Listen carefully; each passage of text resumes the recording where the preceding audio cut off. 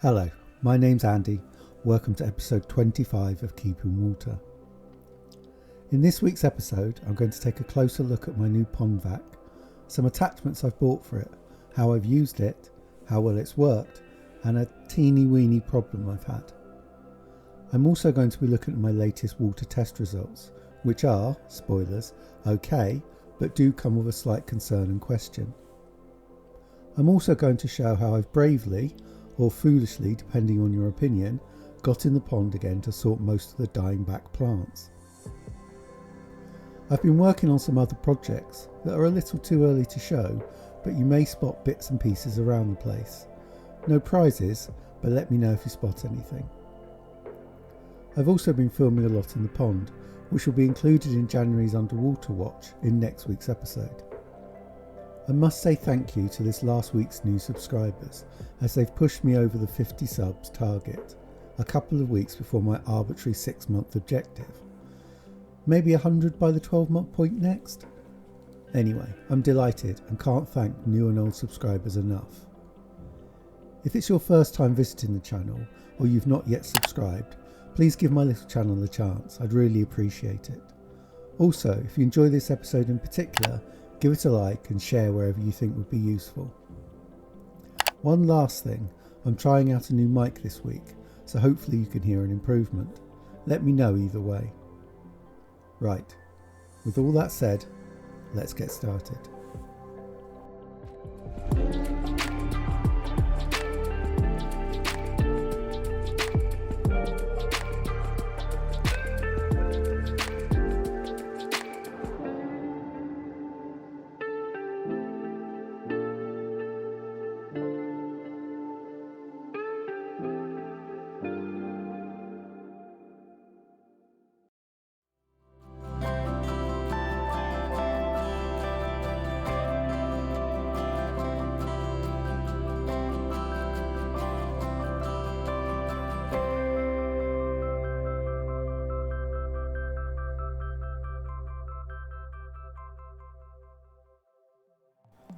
As you'll maybe know from last week's episode, I was lucky enough to get a new pond vac for Christmas.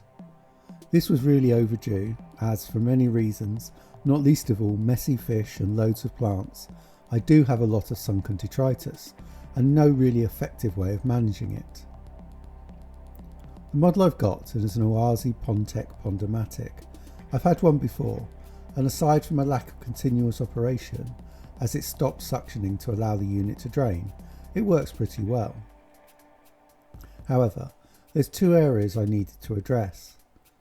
Firstly, disposal of wastewater, and secondly, the lack of good brush attachments. I solved the latter by buying a spare nozzle set that's advertised as being for the Oasi Pondovac 4, but that fits my model perfectly. And although I only needed 2 of the 4 attachments in the pack, it was pretty reasonably priced too. As you can see, the attachments I bought were a wide brush head and a narrow brush head. I bought these to enable brushing as I cleaned to help loosen any stubborn detritus. The wide one would help with collecting as much dirt as possible. The narrower, obviously, for smaller gaps or also for catching specific pieces of waste. The former I solved in a slightly more complicated way. I could use a variety of means to filter the water and just return it to the pond. However, I don't need to do this, as I do at least one water change a week, so vacuum can just be part of this. And you can never really be sure you're not just returning finer waste back to the pond anyway. Instead, I used a combination of a large tub and my submersible pump. The vac empties to the tub and the pump drains it away to waste when the tub fills up. This went without a hitch. Well, mainly without a hitch. Well, maybe a couple of small hitches. Anyway, I'll review more later on. The first decision I made, wrongly as it turned out, was where to start. Inevitably, the water clouds up the longer you vac, especially if you haven't done it for a long time. For most of the pond you can feel your way around. The fish generally stay out of the way of it, although they are noticeably less nervous of it than they are of the net. However, where being able to see what you're doing is more important is around the pump and pipe work, and by starting to the right, I really couldn't see what I was doing by the time I got to the left side, which is where they are. Otherwise it went well. The 2 new brushes were great to use and helped me clean the pond easily and without too much effort and backtracking. To see how effective this cleaning was, I filmed right before I started and then the next day to get a comparison. The first thing I think this shows is that the short carpet hair algae has mostly gone, although I'm not so sure I like the marble effect that it's left. The next thing I noticed is that the large pile of leaves and general detritus in the back right corner had been successfully removed, and generally the floor of the pond on the right looked clearer.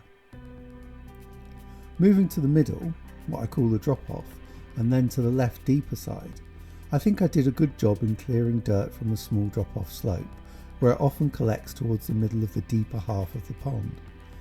However, due to working a little blind at this point, I didn't do a good job working around the pipework and pump. Next time I'll start on the left while I can still see clearly, and then move to the right, where it is much easier to work blind. So, on to problems. One you may already have seen. I failed to connect the waste pipe to the submersible pump properly, with predictable cold and wet results.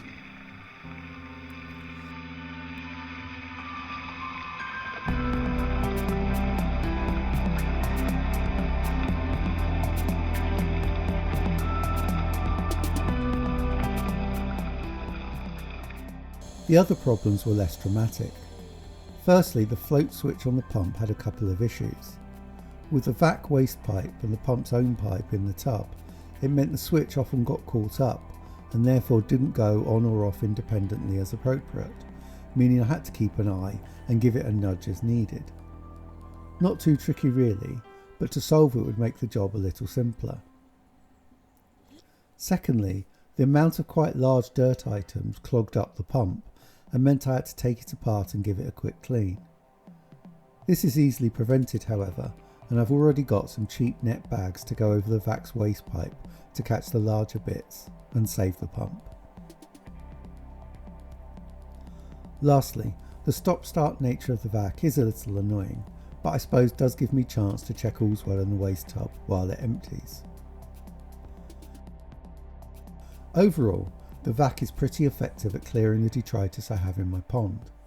Some better planning on my part, e.g. where to start cleaning, and more regular cleaning, I'm going to start weekly and then maybe scale back if that's overkill, will, I think, mean I have a much cleaner pond, with less decaying mess for the filters to deal with.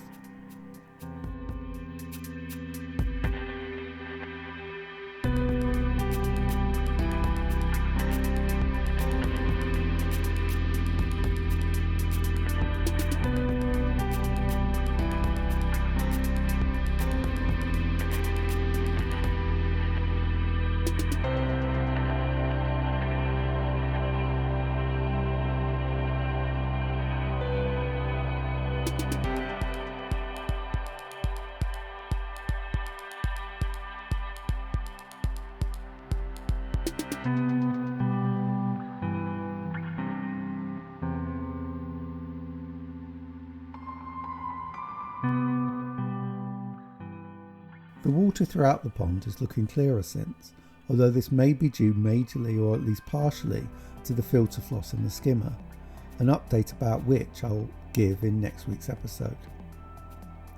Whether the fish prefer a bit of mess on the bottom is another matter though. In a previous episode of Keeping Water, I completed a big cutback of the marginal plants. This was partly to reduce the overgrown nature of the pond, but also to reduce the amount of dying plant matter and prepare for winter. I'll start this latest look at my plant care by saying I know very little about plants and somewhat make things up as I go along, with a little bit of googling along the way. The work I'm completing for this week's video is on the irises, which are actually the only one of the plants I can remember the name of and have done any research on. I've decided this year to make more of an effort with them. I've previously just removed any obviously dead stems, but otherwise just left them to it. They seem to do okay with this care, if grow a little messily, but I'd rather do the right thing, even if I'm not entirely sure what that is.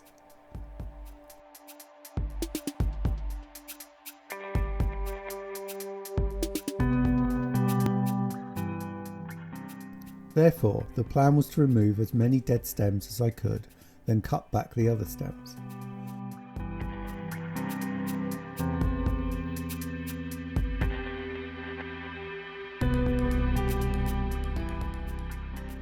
Most of the guidance I found says to cut irises back in the winter to either just above the waterline, just below the waterline, or at the waterline. I've decided to cut some below, some above, and some at the waterline, as well as leave some tall, just to compare how they got on.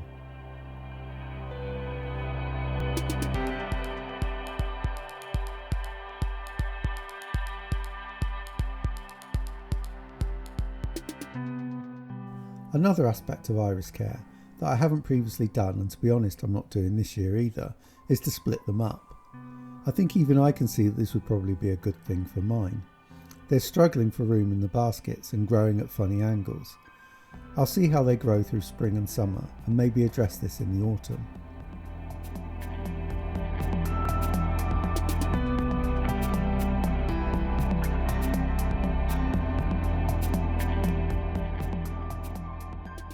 The end result looks predictably bare and sad, and also reduces the little heron protection they provided. I'm going to try and improve this over the coming weeks by tweaking and tidying up the fence. Any tips or advice you may have, please leave in the comment section below. I'd really appreciate it.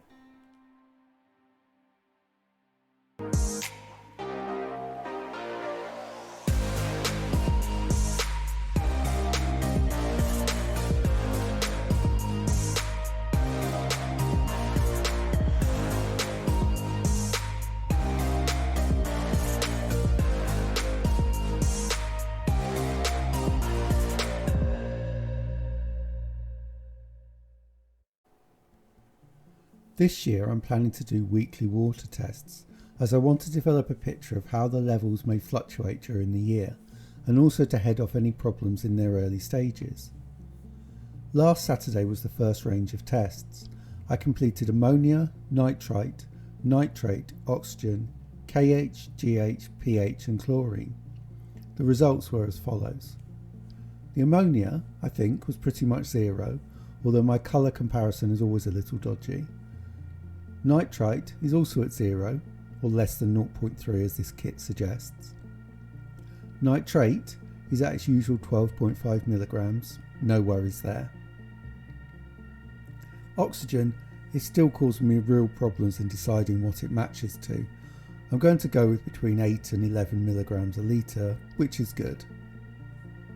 As you can see from my high-tech notes, KH was 7, which is well within a healthy range, and GH was 9, which equates to 150 parts per million and is at the upper end of good.